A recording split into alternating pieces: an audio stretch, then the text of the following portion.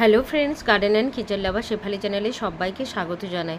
তো একদম নতুন বাগানীদের জন্য হাতে কলমে আজকে দেখাবো কি করে সহজ উপায়ে 100% উর্বর মাটি তৈরি করতে পারবেন, সমস্ত রকম গাছ বসাতে পারবেন।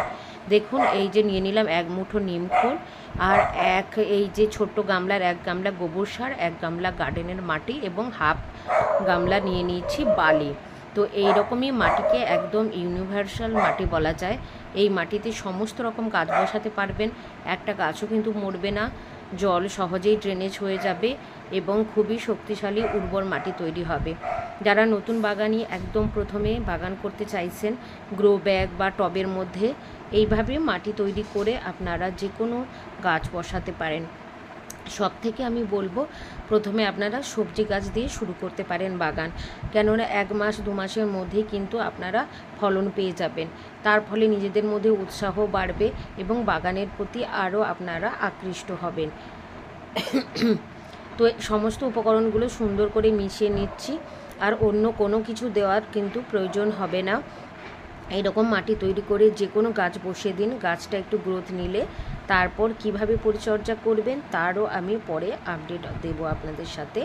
তো এইটা আপাতত শিখুন মাটি তৈরি। বাগান করতে গেলে সবজি ফুল ফল যাই গাছ বসান না কেন, তার প্রধান উপকরণ হচ্ছে মাটি। সেই মাটিটা যদি সুন্দরভাবে তৈরি হয় তাহলে কিন্তু বাগানটাও খুব ভালো হবে, গাছগুলোরও সুন্দর গ্রোথ হবে। তো দেখুন, এইভাবে কিন্তু, যদিও আমার এটা পুরনো মাটি, আপনারা নতুন মাটিকেও এইভাবে কিছুটা রোদ খাইয়ে চুন দিয়ে স্যানিটাইজ করে নিতে পারেন। তো আগের দিন ভিডিও আমি পোস্ট করেছিলাম কিভাবে মাটিকে আপনারা জীবাণুমুক্ত করবেন। তো দেখুন কি সুন্দর, মাটিটা একদম ঝুরঝুরে হয়েছে। যে কোনো গাছ কিন্তু অনায়াসেই বসাতে পারেন। শীতের সবজি করার আগে এই ধরনের মাটি রেডি করে রাখতে পারেন, বা এই ধরনের মাটি সঙ্গে সঙ্গে তৈরি করেও সরাসরি গাছ বসানো যায়। দেখুন, গ্রো ব্যাগ কীভাবে ভরবেন তারও আমি টিপস দিচ্ছি। যে আমাদের বাড়িতে ডিমের ট্রে, কাগজ, কার্টুন যেগুলো আছে সেগুলো টুকরো টুকরো করে তলায় দিয়ে দেবেন। তারপরে শুকনো পাতা, ঘাস, গার্ডেন ওয়েস্ট বা হাতে কাছে যা থাকবে দিয়ে দিতে পারেন। তারপর দেখুন, আমি অল্প পরিমাণে এমনি নর্মাল মাটি দিয়ে দিচ্ছি। আর এটা হচ্ছে আমার এই বালতির মধ্যে 6 মাস আগে করা ছিল কিচেন কম্পোস্ট। দেখুন পুরো একদম মাটি হয়ে গেছে, একটাও কিন্তু বুঝতে পারবেন না এটা কি মাটি না সবজির খোসা থেকে তৈরি সার। তারপর এই মাটিটা দিয়ে দিচ্ছি। আর যারা নতুন বাগান শুরু করতে চলেছেন তাদের কাছে হয়তো কিচেন কম্পোস্ট নাও থাকতে পারে, কোনো অসুবিধা নেই। এইভাবে মাটি তৈরি করে সরাসরি মাটিটা গ্রো ব্যাগের মধ্যে ভরে দিন, তারপর যে কোনো গাছ বসিয়ে দিন। অনায়াসেই কিন্তু আপনারা খুব ভালোভাবে চাষবাস করতে পারবেন। আর তারপর যখন ধীরে ধীরে আপনারা এইভাবে দেখুন বালতির মধ্যে সবজির খোসা, তার সাথে 1 মুঠো মাটি এরকম করে দিয়ে রাখলে 5-6 মাস পর সুন্দর একটা কম্পোস্ট হয়ে যাবে। 3 মাসের মধ্যেও কম্পোস্ট রেডি হয়ে যায়। তো সরাসরি এই কম্পোস্টযুক্ত মাটিতেও আপনারা গাছ বসাতে পারেন, তাহলে কিন্তু বিশেষ সার দেওয়ার প্রয়োজন হবে না। কিন্তু যারা নতুন তাদের কাছে তো এই কম্পোস্ট নাও থাকতে পারে, তাই এইভাবে মাটি তৈরি করে আপনারা যে কোনো গাছ বসিয়ে দিন। দেখুন, এইভাবে গ্রো ব্যাগের মধ্যে বা আপনারা চালের বস্তা, যে কোনো প্লাস্টিক, আটা ময়দার প্যাকেট, যে কিছু দিয়েই শুরু করতে পারেন, কিন্তু ড্রেনেজটা যেন করে নেন, ফুটো করে দেবেন তলায়। আর এই যে আমার পার্মানেন্ট যে বেড রয়েছে তার মধ্যেও দেখুন মাটিগুলো খসিয়ে দিয়েছিলাম, আগের দিন শেয়ার করেছিলাম। আর এই গোবরগুলো একটু রোদ খাইয়ে নিয়েছিলাম, ঝুরঝুরে হয়ে গেছে। পুরনো গোবর সার, কম করে 1 বছরের পুরনো গোবর সার নিতে হবে। আর সেই মাটি যে খোসানো হয়েছিল গাছের গোড়ায়, কিছু শীতের লঙ্কা, বেগুন, টমেটো এগুলো বসিয়েছি। সেই মাটিগুলোকে দেখুন সুন্দরভাবে মাটির সাথে গোবরগুলোকে মিশিয়ে দিচ্ছি।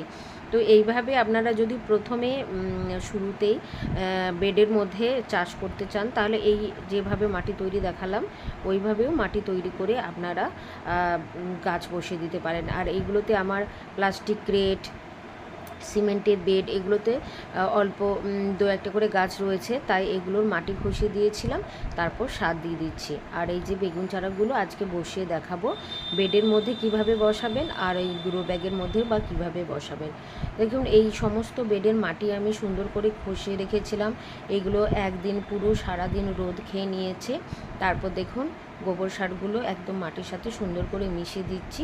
এখানে রয়েছে আমার দোপাটি চারা, বেগুন, সমস্ত কিছু কিন্তু সুন্দর করে সার পেয়ে যাবে। আর এই দেখুন চাল কুমড়োটা আবার কিন্তু প্রায় রেডির পথে। তারপর এখানে আমি জল দিয়ে দেব। যাতে গাছগুলো সরাসরি সার পেয়ে যায়। এই সমস্ত গোবর সার আমি কিন্তু সমস্ত বেডের মধ্যে দিয়ে বেডগুলোকে সুন্দরভাবে আবার উর্বর করে নেব। কেননা এই বৃষ্টিতে আমার তো বিভিন্ন গাছপালা ছিলই, তারপরে আর বৃষ্টির জলের মধ্যে সমস্ত খাবারগুলো বাইরে বেরিয়ে গেছে, তাই খাবার দেওয়াটা খুবই জরুরি। আর এই যে বেডটাকে দেখুন আমার পুরো ফাঁকা করে দিয়েছি, এখানে শীতের ফুলকপি বাঁধাকপি এগুলো বসাবো, তাই মাটিটা রেডি করে রাখছি। এইভাবে কিন্তু আপনারা এখনই শুরু করে দিতে পারেন মাটি তৈরির কাজ, তাহলে কিন্তু সঙ্গে সঙ্গে গাছগুলো খুব ভালো গ্রোথ নিয়ে নেবে এবং সুন্দরভাবে সেগুলো বেড়ে উঠবে। দেখুন সমস্ত বেডের মধ্যে আমি এই গোবর সারগুলো দিয়ে দিচ্ছি। আর মাঝে মাঝে চিকেন ম্যানিওর তো আমি দিয়েই থাকি, আপনাদের সাথে শেয়ার করি। যখন গাছগুলো ছিল তো মাটির মধ্যে অল্প কিছু তো পুষ্টি রয়েছে, তার সাথে আর একটু এক্সট্রা করে আমি গোবর সার দিয়ে দিলাম। তারপরে যে মাটিগুলোতে আপাতত এই যে বেডগুলো ফাঁকা রয়েছে, এখানে অল্প আমি সর্ষে খোলের গুঁড়ো এর সাথে মিশিয়ে দেব, আর একটু নিম খোল। আর এইগুলো দেখুন ছোট ছোট বেগুন চারাগুলো আগেই বসিয়ে রেখেছিলাম, সেগুলোর গোড়া খসিয়ে দিয়েছি এবং গোবর সার দিয়ে দিয়েছি। আর এইখানে মাঝে একটা গ্যাপ রয়ে গেছে, এখানে করলা গাছ ছিল, তো গাছগুলো সব নষ্ট হয়ে গেছে, খাওয়া হয়ে গেছে সমস্ত উচ্ছে করলা। এখানে আর একটা বেগুন গাছ বসিয়ে দিচ্ছি, ওই যে আমার ঝুড়ির মধ্যে চারাগুলো ছিল। আর এর ফলে এই বেডটা পুরো আমার বেগুনের হয়ে গেল। তো এইভাবে কিন্তু ব্যাস বসিয়ে দিলাম, তারপর দিয়ে দেব অ্যালোভেরা এবং ফাঙ্গিসাইড মেশানো জল। আর সাইডে সাইডে যে মাটিগুলো ফাঁকা আছে, আপনারা এগুলোতে শাকের বীজ ফেলে দিতে পারেন, শাকগুলো বেরিয়ে গেলে 1 মাসের মধ্যে তুলে খাওয়া হয়ে যাবে, আর বেগুন গাছগুলোও তারপর সুন্দর গ্রোথ নিয়ে নেবে। তো একটা বেডের মধ্যে আপনারা বিভিন্ন রকমের শাকসবজিও লাগাতে পারেন। তো যেটা আমি সবসময়ই করি মাল্টি ক্রপস, সেইভাবে আপনারা করতে পারেন। ছোট্ট অল্প জায়গার মধ্যে অনেক ধরনের সবজি পেয়ে যাবেন। এই দেখুন ফাঙ্গিসাইড, অ্যালোভেরা আর কিছুটা এপসম সল্ট মিশিয়ে নিয়েছিলাম, সব গাছগুলো দিয়ে দিলাম। গাছটা ট্রেসের মধ্যে পড়ে। তো আর এই যে দেখুন বেডের মধ্যেও আমি গাছ বসিয়ে দেখাচ্ছি। যে মাটিটা তৈরি করেছিলাম সেখানে একটু ফাঁকা করে মাঝে চারাটা বসিয়ে দিলাম, তারপর ওই একই জল আমি দিয়ে দেব। তারপর এটাকে খুব রৌদ্র না পায় এরকম একটু ছায়াযুক্ত জায়গায় কয়েকদিন রেখে দেব, তারপর সরাসরি রোদের মধ্যে এটাকে রাখা যাবে। তো আপনারাও এইভাবে নতুন যারা বাগানি আছেন বাগান শুরু করে দিন এবং আমার সাথে থাকুন, পরপর আপডেট পাবেন।